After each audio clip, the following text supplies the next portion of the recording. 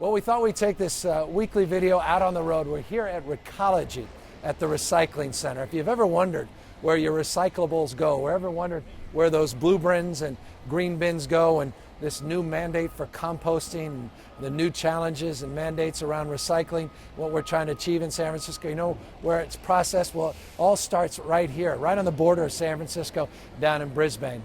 And we just marked an important milestone in our city. In fact, I would argue important milestone in our state and in this nation, and that is San Francisco has now achieved a 77% diversion rate. It's the highest in America. No big city can lay claim to diverting that much of their waste. And this is why that composting requirement was so important. This is why our efforts to reduce plastic bags and the consumption and distribution and the like of plastic water bottles is so important. It's because we want to reduce that waste going in the landfill. We want to reduce the burden it places on our environment, and we want to create jobs. You know, the folks that are up on the line behind me and above me, those are folks that have employment because of these programs. We've added over 118 people in the last couple of years to the roles of the employed in these green collar jobs because of these recycling programs and composting programs. We've actually created economic stimulus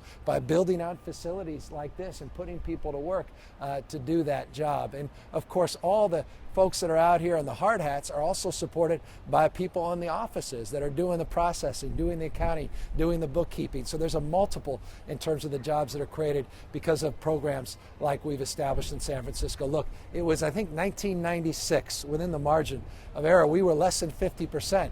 When I first got into a local elected office or appointed office as a president of the Parking and Traffic Commission, we were roughly 35% recycling, which was pretty impressive. It was a higher bar than almost any big city in this country. And we had an audacious goal of reaching 50%. They said, can't be done. We hit that. And then we said, all right, we're going to reach 70%. And I was so proud just a few years back to be mayor when we broke that record and actually reached 72%.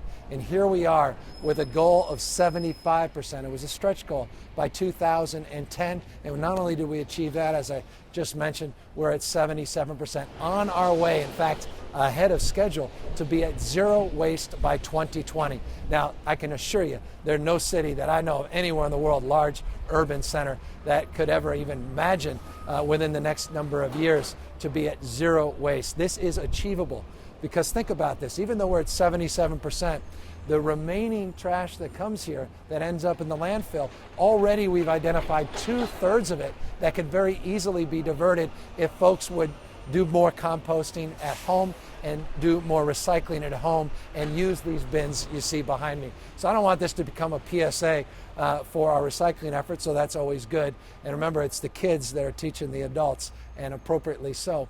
But I do want to make the case, this is good for not just the environment, this is good for jobs, good for the economy. And if San Francisco can do this, cities across the state of California can do this, cities across America can do this. I'll remind you in closing of that great line by Michelangelo, who said, the biggest risk is not that we aim too high and miss it, it's that we aim too low and reach it. It would have been very easy for us in San Francisco to have a goal of 50% recycling rates by 2020.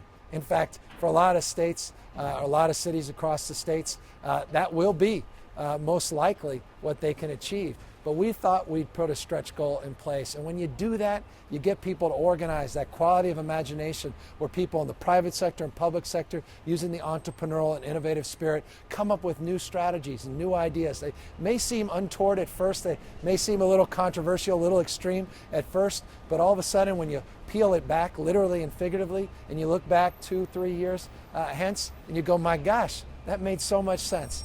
Sure, you make a few mistakes in the process, but ultimately what you really create is a goal that is accomplished, that becomes an example for other people in other cities to achieve similar goals and accomplish similar efforts. So we're really proud of this, proud of our collective effort in San Francisco and the people of the city that have stepped up. They mocked us a bit. We all mocked. Heck, I even was a little concerned about the composting requirement at first, but now I'm doing it, other folks are doing it, and it's really exciting to hit and achieve these extraordinary goals. Green collar jobs, the new economy. This is our fate. This is our future. This is real. It's happening now, and it could be happening everywhere else, not just in the great city and county of San Francisco.